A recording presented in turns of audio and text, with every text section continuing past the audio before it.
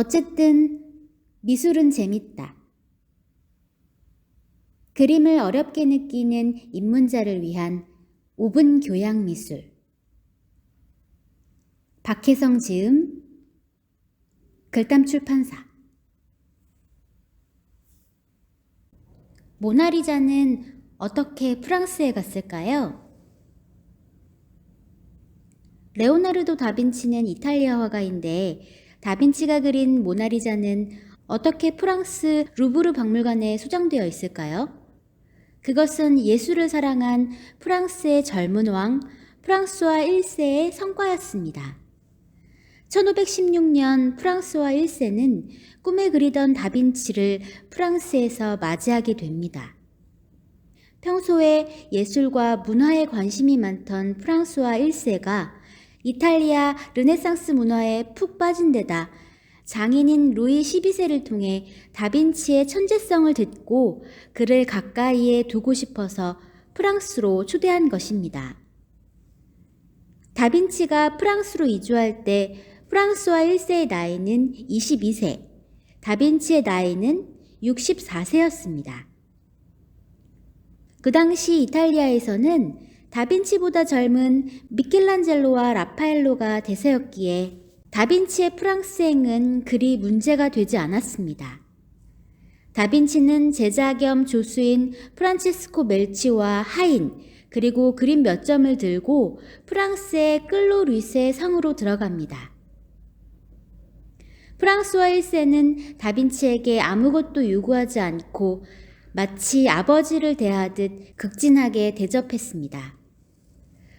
왕은 자신이 어릴 때 자란 끌로 루이스의 성을 제공하고 자신의 앙부아즈 성과 연결된 지하통로를 통해 매일같이 다빈치를 만나 이야기하는 것을 즐겼습니다. 다빈치가 이탈리아에서 들고 온 그림은 모나리자를 포함해 성모자 성안나와 세레자 요한 3점입니다. 그렇게 모나리자는 이탈리아에서 프랑스로 국경을 넘어간 것입니다. 다빈치는 프랑스에서 모나리자와 성모와 성안나를 계속 그렸지만 건강 악화로 완성하지 못하고 생을 마감합니다. 프랑스에서 3년 남짓을 산 그는 죽음을 앞두고 신통치 못한 작품을 남겨 신과 인간의 마음을 상하게 했다라고 통탄하며 눈물을 흘렸다고 합니다. 천재 예술가는 태어나고 자란 이탈리아를 떠나 프랑스 땅에서 67세에 사망했는데요. 그가 임종할 때 프랑스와 1세는 그를 끌어안고 진정으로 슬퍼했다고 합니다. 왕이 다빈치를 얼마나 존경하고 따랐는지 앵그르의 그림 레오나르도 다빈치의 죽음을 보면 알 수 있습니다.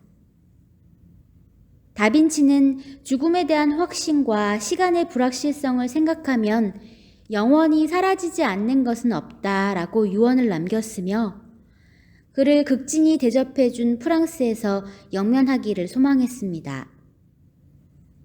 그의 뜻에 따라 앙부아지의 생 위베르 성당에 그의 무덤이 만들어졌고 지금도 다빈치의 정신을 기리는 수많은 방문객의 발길이 이어지고 있습니다.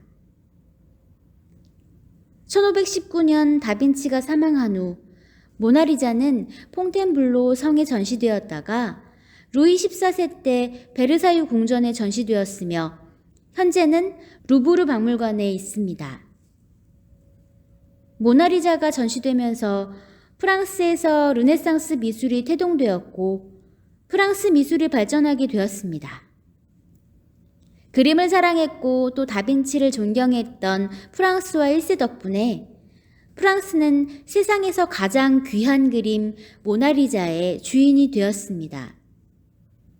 현명한 왕 프랑스와 1세로 인해 프랑스 국민들은 엄청난 관광 수입을 얻으며 예술의 나라라는 명예도 얻게 된 것이죠.